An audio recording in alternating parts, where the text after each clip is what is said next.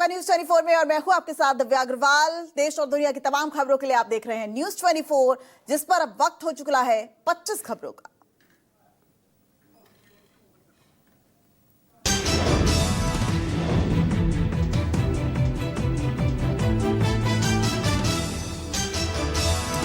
Trump के युद्ध विराम के दावे पर बोले आरजेडी सांसद मनोज कुमार झा। कहा विरोधाभासी खबरें प्रसारित हो रही हैं, ट्रंप को देखना चाहिए उनके पास कोई नैतिक दिशा निर्देश है या नहीं। वैश्विक उथल पुथल पर अमेरिका को पुनर्विचार करना होगा।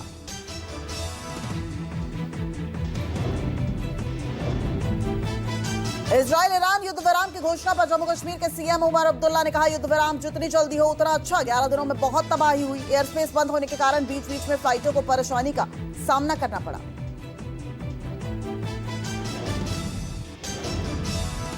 ऑपरेशन सिंधु के तहत आज इजराइल से 161 यात्रियों को लेकर पहली फ्लाइट नई दिल्ली पहुंची। स्वदेश वापसी के लोगों में दिखी खुशी। ईरान इजराइल युद्ध के दौरान दिल्ली से जाने वाली फ्लाइटों पर असर। 4 flight cancel. Air India 916 Dubai हुई कैंसिल।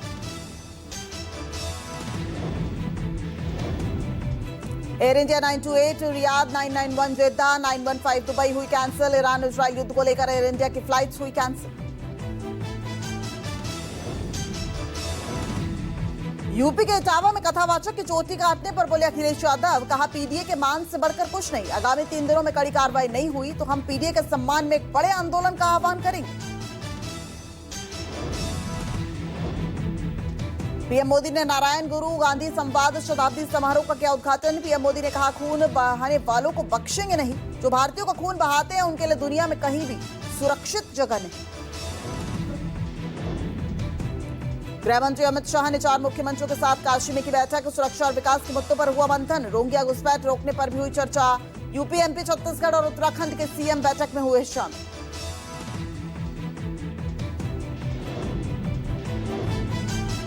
इजराइल ईरान युद्ध को लेकर बोले खरगे। कहा मोदी जी विश्व गुरु हो या घर के गुरु, जंग रोकने का प्रयास करना चाहिए। ईरान हमारा पुराना दोस्त है। खरगे बोले पीएम मोदी हमेशा विपक्ष को नीचा दिखाते रहे हैं। ईरान इजराइल युद्ध को लेकर शिवसेना यूबीटी सांसद संजय राउत ने कहा ईरान ने दिखाया है कि एक राष्ट्र का स्वाभिमान और साहस क्या होता है। चाहे कश्मीर का मामला हो या पाकिस्तान का, ईरान ने हमेशा भारत का साथ दिया। हमें ईरान से सीखना चाहिए।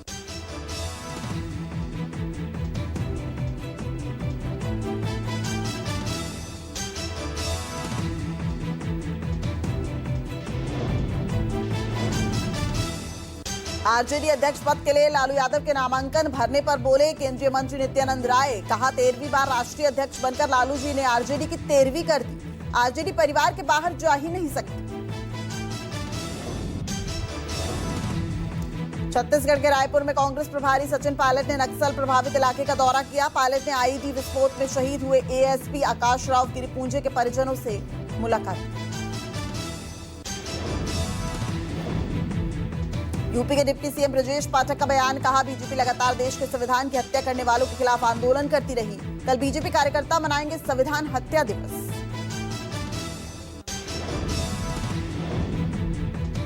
दिल्ली सरकार में मंत्री प्रवेश वर्मा एक दिन में 3400 गद्दे भरने के संकल्प के साथ दिल्ली की सड़कों पर उतरे। चित्तरंजन पार्क में गद्दे भरने का काम पूरा किया।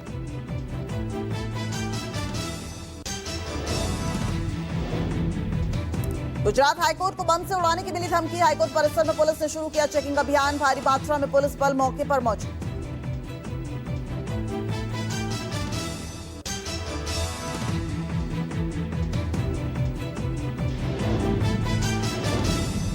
गुड़गांव में दिल्ली हरियाणा बॉर्डर पर पुलिस और बदमाशों में हुई मुठभेड़। स्पेशल सेल और हरियाणा एसटीएफ से हुई मुठभेड़ में बदमाश की मौत। अपराधी रोमिल पर हरियाणा में घोषित था 3,10,000 का इनाम।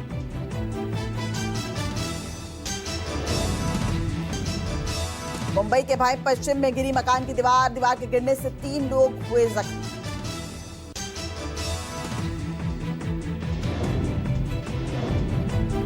हजारीबाग में पूजा कंस्ट्रक्शन कैंप पर हुआ हमला। खड़ी 7 गाड़ियों में लगाई आग। 2 जेसीबी, एक पानी का टैंकर और एक जनरेटर शामिल।